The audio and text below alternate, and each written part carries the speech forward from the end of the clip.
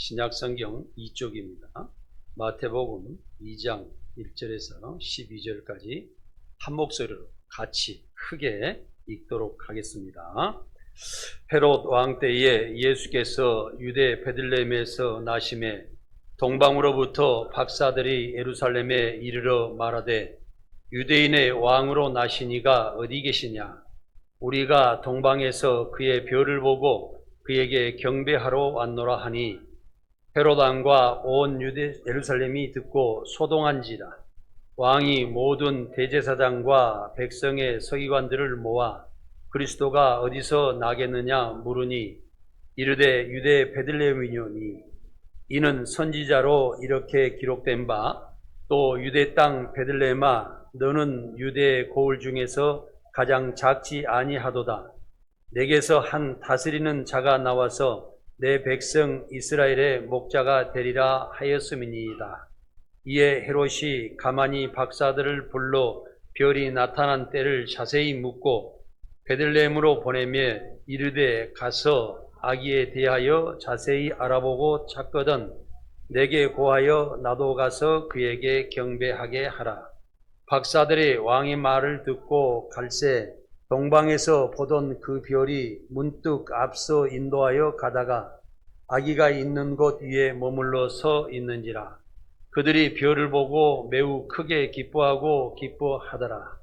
집에 들어가 아기와 그의 어머니 마리아가 함께 있는 것을 보고 엎드려 아기께 경배하고 보배합을 열어 함금과 유황과 몰약을 예물로 드리니라.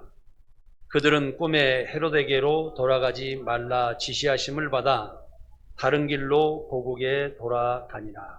아멘. 매년 한 번씩 우리가 성탄절을 맞이하면서 살고 있습니다마는 우리가 이 성탄절을 어떻게 뜻있게 맞이하냐에 따라서 우리 주님을 우리 가슴에 모시고 살아가는 그런 삶도 달라진다고 우리는 볼 수가 있습니다.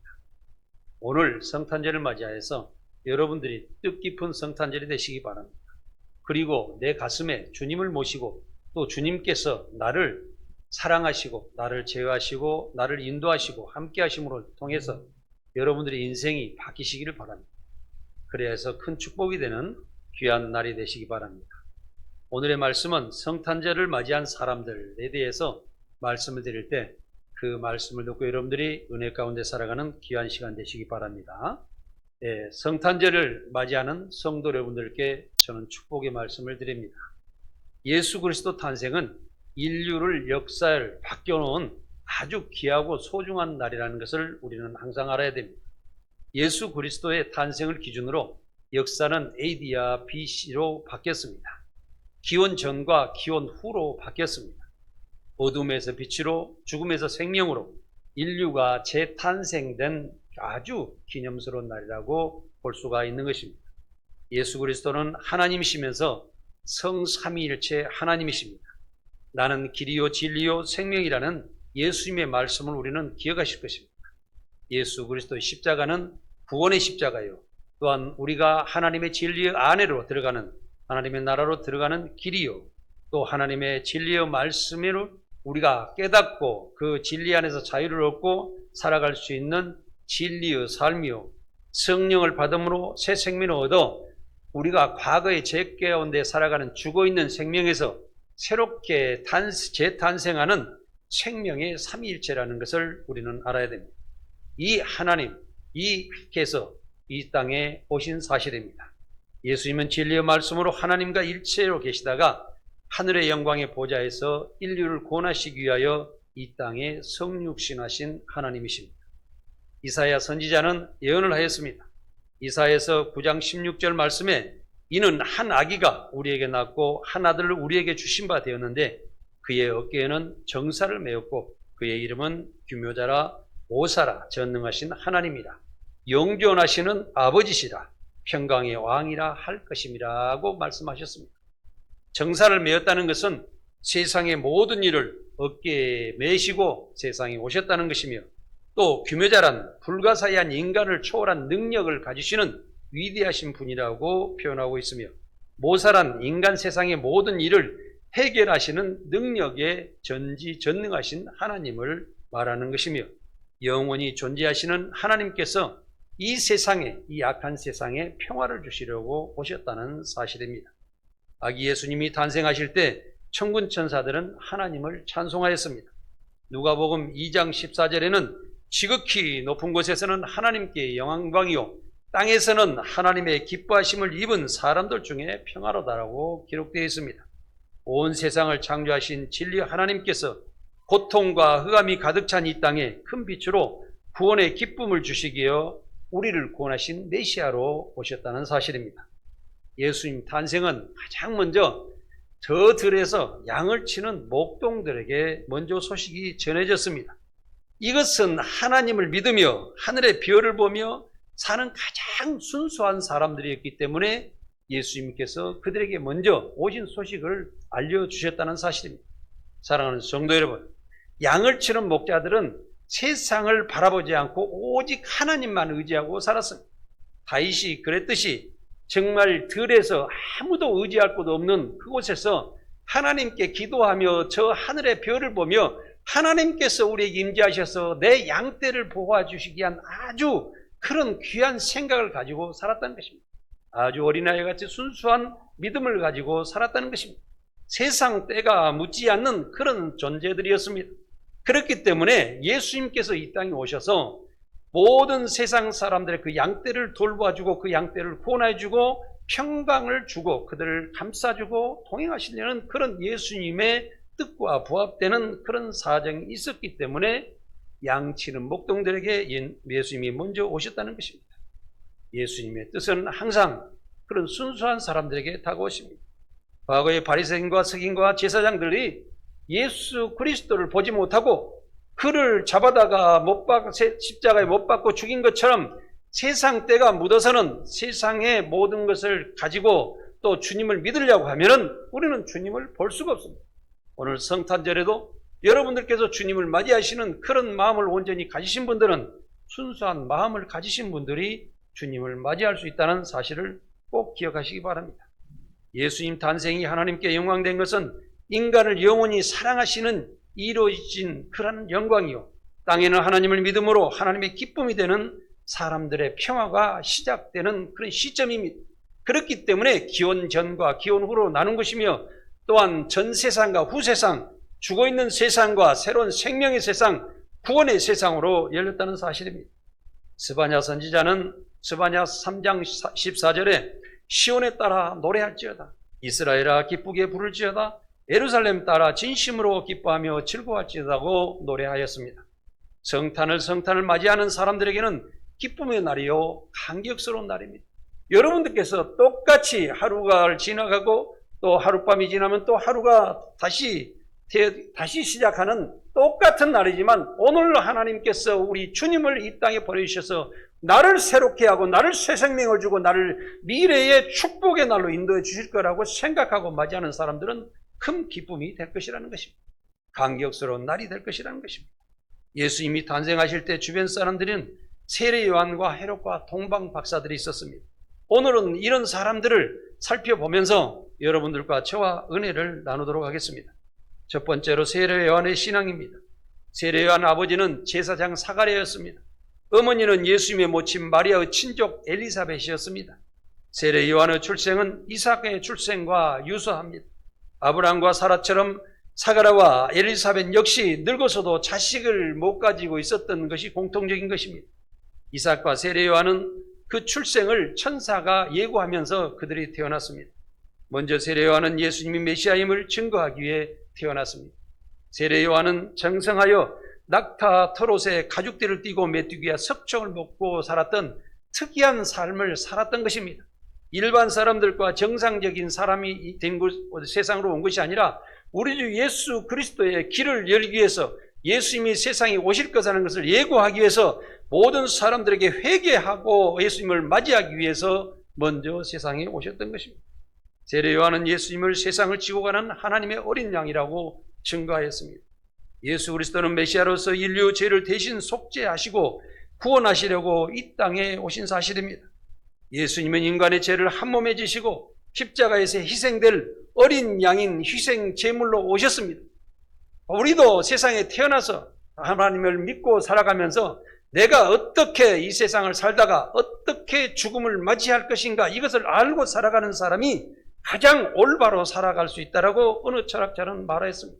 사랑하는 성도 여러분, 내가 지렁이와 같이 짐승들과 같이 세상에 태어난 잡불과 같이 아무렇게나 살다가 먹고 마시고 자고 세상에 누리다가 잡초와 같이 사라져버리는 그런 인생을 살아갈 것이 아니라 이 땅에 우리가 태어나는 것은 목적이 있다는 것입니다. 하나님께서는 우리에게 세상에 태어나서 세상을 더 밝게 하고 우리가 살아가는 이 세상을 다음 세대에 더 올바로 아름답게 귀하고 정말 주님께서 원하시는 하나님 나라를 이루면서 세상이 잘되고 영원 무궁토록 하나님께 영광을 돌리고 살아갈 수 있도록 인간을 창조하셨다는 것입니다. 그래서 우리는 우리 주님 오신 날 오늘 우리는 나의 자신을 되돌아봐야 됩니다. 그리고 주님께 나아가면서 내가 앞으로 어떻게 살아갈 것인가, 남은 여생에 정말 뜻있고 보람있는 삶을 어떻게 살아갈 것인가 하는 것을 우리는 귀하게 생각해 봐야 된다는 것입니다. 세례 요한은 악한 세상을 향해 회개를 하라고 촉구하였습니다. 유대 강야에서 회개하라 천국이 가까웠느니라고 외쳤습니다. 바리새인과 사두개인들에는 회개에 합당한 열매를 맺으라고 외쳤습니다. 세례 요한은 정의의 사도였습니다. 세례라는 불륜으로 결혼한 헤롯 왕을 강력히 비난하였습니다. 이 일로 헤롯은 세례 요한의 목을 베어 처형했던 사실입니다. 당시 의롭다는 바리새인과 사도들에게 독사의 자식들이라고 외쳤습니다. 우리 주 예수님께서도 마태복음 23장 33절에 보면은 바리새인과 서기관들을 향해서 뱀들아 독사의 자식들아 하고 회개하라고 소리치셨습니다. 겉으로는 믿음 생활을 잘하는 것 같이 보이지만은 내적으로는 자기 중심과 자기 욕심과 모든 교회를 자기 생각으로 판단하여서 교회가 주님 앞으로 나아가지 못하고 하나님 말씀 안에서 깨닫지 못하게 하여 성도를 방해하는 일들을 하고 있기 때문에 이 독사의 자식들이라고 예수님께서 외쳤던 것입니다. 사랑하는 성도 여러분, 순수해지시기 바랍니다. 우리가 겉으로는 교회를 열심히 나오고 또한 신앙생활을 잘한다 할지라도 내적으로 진심으로 아버지 하나님 나라를 기대하고 하나님 말씀을 받아들이고 우리 주님의 말씀대로 우리가 희생정신으로 하루하루를 살아가고 있는지 우리가 봐야 된다는 것입니다. 남의 것을 지적하지 말고 남이 어렵게 만지게 되고 문제에 단점이 있으면 그에게 다가가서 그 단점을 우리가 보완해주고 그를 보살펴주고 강자가 약자를 도와주는 같이 빛이 어둠을 밝혀주는 같이 깨끗한 것이 더러운 것을 깨끗하게 해주는 같이 내가 하나님의 말씀으로 살아가고 있다라고 하면 내가 어려운 자들을 도와주고 함께 해주며 교회가 하나 되고 세상이 더욱더 밝아지는 삶을 살아갈 수 있도록 내가 희생정신으로 봉사하는 정신으로 살아야 한다는 것입니다. 마태복음 3장 11절에 나는 그의 신을 들기도 감당치 못하겠노라고 말씀하며 세례 요한은 자신을 낮추고 예수님을 높이는 겸손한 삶을 살았습니다.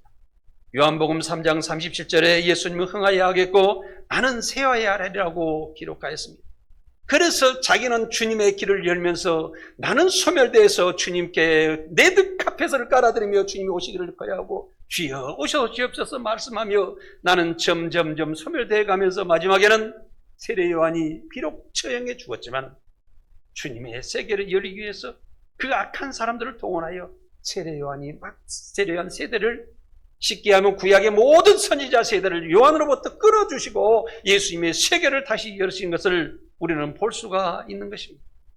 사랑하는 성도 여러분, 이런 이웃을 사랑하며 복음을 전하면서 우리는 주님의 은혜를 갚아야 됩니다. 은혜를 생각해 봐야 됩니다. 우리 세례 요한을 통하여서 우리 주님이 오신 길을 통하여서 우리는 어떤 삶을 살아야 되는지 다시 한번 기억해야 됩니다. 두 번째로 헤롯에 대하여 살펴보겠습니다. 헤롯은 헤롯 대왕과 사마리아인 아내 말타스 사이에 태어난 아들로 예수님 생존 당시에 갈릴리와 베레아 지방의 분봉왕이었습니다. 분봉왕이라는 것은 우리나라 같이 나라 전체를 다스리는 것이 아니라 한 지역의 도의 도지사나 이런 쯤에 된다고 생각하시면 되겠습니다. 헤롯은 자신의 이복 동생은 헤롯 2세 필립의 아내이자 조카인 헤로디아의 매력에 빠져 자기 아내야 조광지처를 버리고 자기가 성적인 욕구를 가져 생각하는 그런 여인과 다시 결혼한 사실입니다. 그 분봉한 헤롯은 헤로디아 딸 살로메의 요구로 생일날 요한의 머리를 베라고 명령한 잔인하고 악한 사람이었습니다. 그런데 여기에서 보면은 왜 하필이면 그 위대한 세례요한을 그렇게 목을 자르고 사형을 시켰을까? 우리 아버지 하나님은 예수 그리스도의 세계를 열기 위해서 악한 사연자들을 인하여 시대를 바꿨다는 사실을 우리는 한 번 더 기억해 볼 수가 있어야 됩니다. 그래서 우리가 악한 것이 세상에 왜 있을까? 사단에 왜 존재할까? 이런 생각을 가지고 신앙생활을 하시는 분들도 있을 것입니다. 그러나 여러분들 잘 보시면 하얀 백지가 이렇게 있다고 생각하면 거기에서 검은 연필 점 하나부터 시작해서 검은 것이 그려지지 않으면 흰색을 나타낼 수가 없습니다. 오늘 낮에 밝은 빛이 와서 오늘 하루도 활짝 열렸지만은 지난 밤이 없었다고 그러면 오늘의 밝음을 나타낼 수가 없는 것입니다. 악은 선을 나타내기 위해서, 악은 선을 위해서 존재하는 것입니다. 그래서 어떤 때는 하나님께서도 적절할 때 악을 이용하신다는 사실을 우리는 기억해야 됩니다. 그러나 그것은 분명히 하나님의 세계를 열기 위해서, 하나님 나라를 열어가기 위해서, 하나님을 나타내기 위해서, 그리스도인들을 나타내기 위해서 그것이 사용되어야 한다는 것입니다. 그러나 악이 득세하면 세상은 잘못되어가는 길이 될 것입니다. 헤롯은 제사장과 서기관들로부터 그리스도가 유대 땅 베들레헴에서 태어나는 것을 들었습니다. 본문 말씀의 박사들의 별을 보고 유대 땅까지 와서 궁정에 들어가 헤롯 왕에게 아기 예수가 이스라엘 왕으로 태어난다는 사실을 알렸습니다. 본문 7절 말씀에 헤롯이 가만히 박사들을 불러 별이 나타난 때를 자세히 묻고 베들레헴으로 보내며 이르되 가서 아기에 대하여 자세히 알아보고 찾거든 내게 구하여 나도 가서 그에게 경배하게 하라고 이야기를 했습니다. 그러나 하나님은 천사들을 통해서 동방 박사들이 헤롯에게 다시 가지 말라고 꿈을 통하여 말씀해 주셨습니다. 12절에 그들은 꿈을 헤롯에게 돌아가지 말라 지시하심을 받아 다른 길로 고개에 돌아가니라 이렇게 기록되어 있습니다.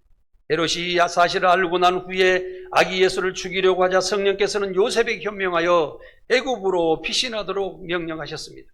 헤롯은 베들레헴에서 출생한 2살 나이의 모든 남자 아이를 죽이라고 다시 명령하게 되는 것입니다. 이런 악한 존재로서 주님은 항상 우리에게 다가오실 때 새로운 미래를 열어가시고 또 우리가 교회에서도 하나님의 말씀을 따라서 귀한 일을 하려고 봉사를 하려고 하나님께 더 가까이 가려고 내가 더 잘하려고 하는데 사탄은 항상 주변에서 맴돌면서 우리를 호심탐탐 노린다는 사실을 꼭 기억해야 됩니다. 사랑하는 성도 여러분, 여러분들께서 열심히 신앙생활하고 하나님께 더 나아가려고 한다고 생각할 때 어떤 옆에서 문제가 되면 과감하게 시도해 더욱더 앞으로 나아가시기 바랍니다. 그때 하나님께서는 우리에게 믿음을 더 성장시켜 주시고 더 미래를 열어주시고 그 다음에는 축복을 주실 걸로 믿습니다. 성탄은 인류를 구원하기 위하여 아주 귀한 날입니다. 오늘날 기쁜 날인 성탄절에 마귀는 사람들을 죄짓도록 유혹합니다. 서양에서는 크리스마스 베이비라는 말이 유행하고 있습니다. 무슨 이야기냐면은 크리스마스 우리 주님이 오실 때 꼭 문제가 나타나고 또 그때 귀한 아이가 태어났을 때 우리는 정말 이 아이가 주님의 뜻같이 이 세상에 축복을 주기를 내와 우리 가정의 기쁨이 되기를 하나님께 영광 되기를 원한다는 사실입니다. 거룩하고 성소리하는 성탄절의 제약으로 오늘날에는 많이 물들어가고 있습니다. 성탄절 이브에는 젊은 남자들이 술집에서 띠놀며 요즘에 한국에도 마약을 많이 하면서 무질서한 삶을 살아가는 것을 기쁨으로 재미로 살고 살아가는 사람이 많이 있다는 사실입니다. 이것은 그리스도인들이 즐거움에 빠져 있을 때 사탄의 유혹은 항상 시작된다는 사실을 알고 내가 더욱더 강하고 담대한 모습으로 신앙생활을 살아가려고 할 때 내 주변에 항상 노리는 또 악한 것들이 있다는 사실을 우리는 꼭 기억하고 내가 이길 수 있는 믿음으로 신앙을 더욱더 굳세게 나아가야 됩니다. 이것은 우리가 말씀으로 무장해야 됩니다. 말씀을 읽고 늘 말씀을 주야로 묵상하며 쉬지 않는 기도가 계속돼야 될 때 우리는 그 말씀의 검, 성령의 검으로 세상 악한 것을 이길 수 있다는 사실을 우리는 꼭 기억해야 됩니다. 고린도후서 11장 14절에서 15절을 함께 읽도록 하겠습니다. 다 같이 읽겠습니다. 이것은 이상한 일이 아니니라. 사탄도 자기의 광명의 천사로 가장하나니 그러므로 사탄의 일꾼들도 자기의 의의 일꾼으로 가장하는 것이 또한 대단한 일이 아니니라. 그들의 마지막은 그 행위대로 되리라. 아멘. 사탄들도 우리가 그리스도인들이 아주 멋있게 아름답게 이렇게 잘 나갈 때 자기들도 멋있고 아름답게 나가려고, 그건 무슨 이야기냐면 제약으로 나가려고 한단 말이에요. 그러니까 항상 선과 악이 싸우면은 어떤 경우냐면 선이 이기기가 쉽지가 않습니다. 그렇기 때문에 성경 말씀에 선과 악이 동행하지 말라, 또 악한 사람들, 믿지 않는 사람들과 하나 사업을 한다든지 길을 동행하지 말라고 성경에는 기록이 되어 있습니다. 사랑하는 성도 여러분, 회피하시기 바랍니다. 그들과 같이 여러분들이 섞어져서 세상을 같이 살려고 그러면 결국에는 선한 사람들이 피해를 많이 본다는 사실입니다. 그렇기 때문에 여러분들께서는 악한 것이 다가가면 물리치고 경계를 하시고 떨어져서 나를 독단적으로 내 길을 가야 한다는 사실입니다. 그래서 우리는 제약을 이기려면 하나님의 말씀 가운데 기도로 꼭 이기려야 나가야 된다는 사실을 기억하시기 바랍니다. 인간이 가장 축복해야 할 크리스마스에 마귀는 많은 사람들을 범죄하도록 유혹한다는 사실입니다. 이 유혹에 빠지지 않도록 우리는 항상 기도하면서 이기며 나아가야 됩니다. 이것은 오직 말씀밖에 없습니다. 오직 기도밖에 없습니다. 내가 스스로 무장할 수밖에 없는 것입니다. 우리가 요즘에 세계 각국에서 전쟁이 일어나는 것을 볼 수가 있는데 그 사람들을 보면은 완전 무장을 하여서 전쟁터에 나가는 것을 볼 수가 있습니다. 이것은 우리도 말씀과 기도로 무장해서 세상으로 나아갈 때 우리가 어떤 일이 문제가 되면은 바로 말씀이 생각나고 아버지 하나님께 기도를 할 수 있는 능력을 가진 사람만이 이길 수가 있기 때문에 우리는 항상 무장해야 된다는 것입니다. 세 번째로 동방박사의 신앙과 선물에 대해서 살펴보겠습니다. 아기 예수 탄생을 축하하기 위해 베들레헴을 방문한 동방박사들의 출발지와 지위를 살펴보겠습니다. 동방으로부터란 말은 동쪽의 의미로 해석할 수가 있습니다. 또한 박사라는 신호는 천문학과 점성학에 해박한 지식을 지닌 존귀한 박사들이었습니다. 예수님이 탄생했을 때 동방에서 온 세 박사는 각기 예물을 가지고 아기 예수를 경배하러 왔습니다. 먼저 황금을 드렸습니다. 황금은 예부터서 왕권을 상징하는 것입니다. 황금은 권세와 부귀, 영화와 영광을 표시하는 것입니다. 왕궁도 황색으로 표시하고 왕의 복장도 황색으로 표시하는 것을 우리는 볼 수가 있습니다. 아기의 예수는 이 땅의 평화의 왕으로 오셨습니다. 그러므로 아기 예수께서 탄생하신 날 밤에 천군 천사들이 하늘에는 영광이요 땅에는 평화라고 찬양했던 것입니다. 예수님 팔복 중에 화평케 하는 자는 복이 있나니 저희가 하나님의 아들이라 일컬음을 받을 것이라고 말씀하고 있습니다. 우리는 세상에 화평을 줄 줄 알아야 됩니다. 성도 여러분들이 세상에 가서 믿지 않는 사람들과 세상 사람들과 다툼으로 살아갈 것이 아니라 항상 여러분들 누구하고 다툼이 있을 때 그 다툼의 결론을 알고 싸우시기 바랍니다. 어떤 이야기냐면은 이것을 어떻게 하면 이것을 바르게 해서 어떤 결론을 낼까, 이런 생각을 가져야지. 어떤 사람들은 다툼을 할 때 다툼의 처음에 시작되는 처음에 목적이나 그 이유를 생각하지 않고 상대방이 싫으면 싫다라고 막 싸워대는 사람이 있습니다. 이런 사람들은 악한 사람들입니다. 사탄이 원하는 대로 싸우는 것입니다. 사랑하는 성도 여러분, 항상 이 어떤 다툼이 있어서 무엇 때문에 이 다툼이 일어났구나 생각을 하고 이것을 어떻게 마감을 해서 이렇게 결론 짓고 상대방을 다시 악수를 하면서 잠재우면서 잘 마무리해야 되겠다, 이런 생각을 갖고 다투시기 바랍니다. 이런 사람은 어떤 일을 하더라도 세상 사람들을 다스릴 수 있는 능력이 있다라고 우리는 볼 수가 있는 것입니다.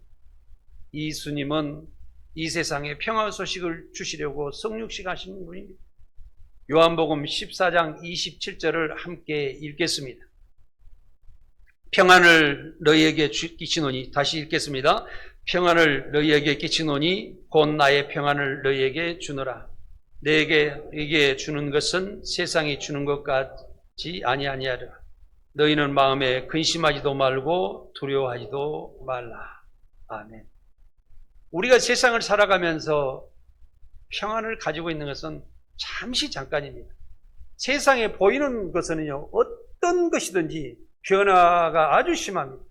쉽게 하면 지금도 밝은 날이 있으면 조금 있으면 저녁이 다가올 것이고, 우리가 즐거움이 있으면 또 즐겁지 않은 것도 있고, 심지어는 우리가 먹고 밥을 먹으면서 이렇게 살아가는 것도 그 밥을 하나 먹기 위해서 반찬을 만들고 밥을 해야 되고 그걸 끓여야 되고 또 먹고 나면 설거지를 해야 되고, 가만히 보면 먹는 건 한 가지인데 뭐가 그렇게 많은지 본전밖에 안 된다는 것입니다. 여러분들이 즐겨 입고 아름답게 옷 입는 것도 살펴보십시오. 그 일을 만든 사람들 얼마나 수고했겠습니까?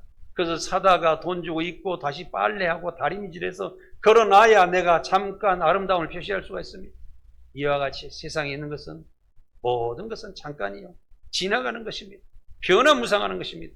그러나 우리가 보이지 않는 하나님의 세계를 상상하고 그것을 믿음으로 살아가는 것은 영원합니다. 변하지가 않습니다. 보이는 것은 잠깐이요, 보이지 않는 것은 영원한 사실을 우리는 항상 생각하고 저 영원한 세계를 바라보고 이 땅에 살아가는 그런 생각보다는 우리가 이 땅에서 마감하고 저 천국의 소망을 가지고 나아가서 그곳에 내 영원토록 하나님의 품 안에서 정말 즐겁고 감사 기쁨으로 하나님을 찬양하고 영광 돌리며 살아갈 수 있다는 사실을 우리는 한 번은 기억해 봐야 된다는 것입니다. 그래서 사랑하는 성도 여러분들께서 그 모든 평화를 주시러 오신 우리 주 예수 그리스도를 깊이 기억하시기를 바랍니다. 성찬절은 우리 주 예수 그리스도를 통해 참된 평화를 누리는 복된 날인 것입니다. 성도는 서로 축하하며 위로하며 평안을 주는 그런 삶을 살아야 하는 것입니다. 그 다음에 유황을 드렸습니다. 유황은 값비싼 향료로서 성전 제사나 헌물로 자주 사용했던 것입니다. 유황은 예수님의 신성을 인정하는 예물입니다. 예수님은 본래 진리의 말씀이신 하나님이심으로 성신스럽고 신성하신 분이십니다. 인류를 구원하시려고 인간의 육체를 입으시고 탄생하시는 성육신하신 하나님이신 것입니다. 예수님은 참 하나님이시며 참 진리시며 참 사랑이신 것입니다. 베드로는 예수님을 향해 주는 그리스도의 주여 살아계신 하나님의 아들이라고 고백하였다는 사실을 아시기 바랍니다. 그때 예수님께서 다음에 답을 하실 때는 정말 네가 진정으로 나를 사랑하는 것을 아시면서 네가 고백한 그 반석과 같은 그 믿음 위에 교회를 세우리라고 하신 거예요. 우리 교회는 그냥 세워지는 것이 아닙니다. 확실한 믿음을 가진 성도들이 모이는 곳이 교회입니다. 여러분들의 믿음이 흐트러지면 교회도 흐트러질 것이요, 이 교회를 통해서 세상을 구원해야 되는데 이 교회에 모인 성도들이 대충대충 모이고 세상적인 사람들이 모이면 세상을 구원할 수 없고 세상으로부터 지적거리밖에 안 된다는 사실을 우리는 꼭 기억해야 됩니다. 사랑하는 성도 여러분, 우리가 서로 도우며 하나님의 말씀으로 중심이 되어서 또 하나님의 사랑으로 하나 되면서 교회가 하나 되고 일사불란하게 세상을 구원할 수 있는 능력의 신앙생활을 하시기 바랍니다. 요한복음 13장 13절에는 하늘에서 내려온 자 곧 인자에는 하늘에 올라간 자가 없느니라. 이 말씀은 예수님 자신이 직접 하늘로부터 내려오셨다는 것을 자신이 증명하시는 말씀입니다. 성탄은 정지전능하신 하나님이 하늘에서 내려오신 사건인 것입니다. 진리의 말씀이 육신이 되어 우리를 죄에서 구원하시려고 이 땅에 오신 것입니다. 하나님의 영원한 사랑을 실천하는 것입니다. 구원을 우리에게 선물로 주신 귀한 일인 것입니다. 우리는 성탄절을 통하여서 구원을 선물로 주신 하나님께 항상 감사하며 우리를 구원해 주신 것을 기쁘게 생각하며 천국의 소망으로 살아가야 될 줄 믿습니다. 세 번째로 몰약을 드렸습니다. 몰약은 영원한 소명이요 생명을 말하는 것입니다. 예수님은 자신의 생명까지도 인류의 구원을 위해 내어주셨습니다. 그러므로 예수 그리스도는 우리의 구원자이신 메시아라는 사실을 아시고 항상 주님께 감사하고 주님께서 내게 오실 때 내 생활이 변화될 것이다, 내가 새롭게 태어날 것이라는 것을 항상 가슴에 담고 주님을 강하게 붙잡고 나아가시기를 바랍니다. 한 가지 여러분들께, 하나님을 여러분들이 정말 마음을 다하고 성품을 다하고 뜻하고 온 힘을 다하여 주 너희 하나님을 사랑하라고 하셨는데 왜 그렇게 해야 되냐면은 가장 인간의 우주 만물 중에 위대하신 그 하나님께서 신중의 신이신 하나님을 내가 가장 귀하고 높게 여기며 사랑하게 되면은 내가 높아진다는 사실입니다. 내가 하나님과 가까이 갈 수 있다는 것입니다. 성령을 받아 하나님의 세계를 알고 하나님과 그 나라를 알게 되며 하나님의 일을 하며 하나님과 동행하며 하나님께 축복받고 살아갈 수 있다는 사실입니다. 그리스도를 높이십시오. 하나님을 높이십시오. 그리고 사랑하시고 가까이 하시기 바랍니다. 그러면 하나님께서는 여러분들 마음에 오셔서 여러분들을 통해서 아주 아름다운 사랑을 세상에 나타내실 줄 믿습니다. 그러므로 우리는 예수님만 통해서 우리는 구원받을 수 있다는 사실을 꼭 기억하시고 그 십자가의 보혈의 피를 마시기 바랍니다. 그 십자가의 보혈의 하나의 몸의 그 육신을 먹고 마시는 삶을 통하여서 항상 주님께서 어떻게 왜 십자가에 못 박혀 죽으신 것을 우리는 기억하고 살아가는 삶을 살아야 됩니다. 사도행전 4장 12절에 다른 이로서는 구원을 받을 수 없나니 천하 인간의 구원을 얻을 만한 다른 이름을 우리에게 주신 일이 없음이니라 하였더라. 그러므로 우리의 예수님께서는 우리의 생명이 되시고 우리의 빛이 되시고 우리의 소망이 되시는 것입니다. 그래서 우리는 예수 그리스도를 통해서만, 예수 그리스도 양의 문이요 양의 문을 통하지 않은 사람들은 다 도적이요 강도라고 말씀하신 것은 예수 그리스도의 십자가의 보혈의 피를 기억하고 그 십자가의 보혈의 피를 가슴에 깊이 쓰라림으로 내가 받아들이지 않고는 절대적으로 완전한 구원과 완전한 사랑과 완전한 세상의 빛이 될 수 없다는 사실을 말씀하시고 계시는 것입니다. 그래서 사랑하는 성도들께서는 꼭 주님의 십자가를 통하여 저 천국의 소망과 우리 아버지 하나님의 진리의 말씀 안으로 들어가시게 되면 그 진리의 말씀이 여러분들이 인도하시고 또 새로운 나라로 통해서 나아가게 하시고 축복하실 줄 믿습니다. 동방박사들은 이렇게 귀한 황금과 유황과 몰약을 드렸습니다. 여러분은 성탄을 맞이하여 주님께 어떤 선물을 준비하셨습니까? 우리 주님께서는 온몸을 바쳐서 모든 것을 희생하여서 순종하시고 복종하시고 저 십자가의 길을 가셔서 우리를 구원하셨는데 여러분들께서는 최소한 주님께 드리는 예물이 있어야 되지 않겠습니까? 예수님께서 우리 죄를 사해 주시고 생명을 주셨다면 우리는 꼭 기억해 보아야 됩니다. 그러나 우리가 지금 예수님께, 아버지 하나님께 다 가지고 계신 분께 우리가 어떤 것을 하나님께서 요구하시는 것은 아닙니다. 단지 우리에게 말씀하시는 것은 지극히 작은 자에게 하라, 너보다 더 어려운 자에게 하라. 제가 여러분들께도 과거에도 말씀하셨지만은 하나님께서는 우리에게 예수 그리스도를 선물로 주셨는데 그 선물은 우리가 영원히 어떤 것을 갚을 수가 없습니다. 딱 내가 하나님 앞에서 하나님 말씀대로 살다가 죽겠습니다 하는 것이 이것이 하나님께 갚은 일입니다. 그런데 우리는 그 선물을 갚을 수가 없죠. 그래서 저는 선물이라는 것을 이렇게 이야기했습니다. 여러분들 높은 사람에게 주면은 아부의 선물이요, 또 어떤 사람 내 일을 이루기 위해서는 매물이 되는 거잖아요. 선물이 아니에요. 그런데 정말 가난한 자와 어려운 자에게 내가 선물 주는 것은 그 사람이 그것을 나에게 갚을 수 없으므로 진정한 선물이 된다는 거예요. 그래서 우리 주님을 통해서 제가 깨닫는 것은 선물은 진정한 아랫사람들에게, 갚을 수 없는 사람들에게 주는 것이 진짜 선물입니다.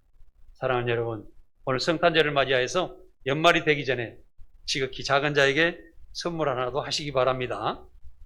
마태복음 25장에 너희가 여기 내 형제 중에 지극히 작은 자에게 한 것이 곧 내게 한 것이니라 하셨으며, 또 지극히 작은 자에게 하지 아니한 것이 곧 내게 하지 아니한 것이니라 하고 기록되어 있습니다. 그러므로 우리는 항상 작은 자와 연약한 자를 먼저 사랑하고 그들을 대접할 줄 알아야 됩니다. 아무 조건 없이 그들에게 대접할 때 그 중에 예수님이 계실 수도 있다고 그랬어요. 우리는 항상 믿음으로 나아가며 하나님 말씀을 실천하는 삶, 하나님께서 하나님을 사랑하고 내 이웃을 사랑하라는 그 두 계명, 이것이 가장 선지자의 강령이요 우선되는 계명이라고 그랬어요. 그렇기 때문에 우리는 그것을 실천하면서 살아가는 삶이 인간의 가장 귀한 삶이다, 이렇게 말씀드릴 수가 있습니다. 평화의 왕으로 오신 예수 그리스도를 영접하고 경배하시기 바랍니다. 이 땅에 그리스도 사랑을 실천하는 성도들이 다 되시기를 바랍니다. 성탄절에 주님의 사랑과 평화의 소망이 넘치시기를 간절히 원합니다. 다 같이 메리 크리스마스, 즐거운 성탄절 되십시오. 옆에 사람 인사합시다. 메리 크리스마스, 즐거운 성탄절 되십시오. 감사합니다. 기도하겠습니다.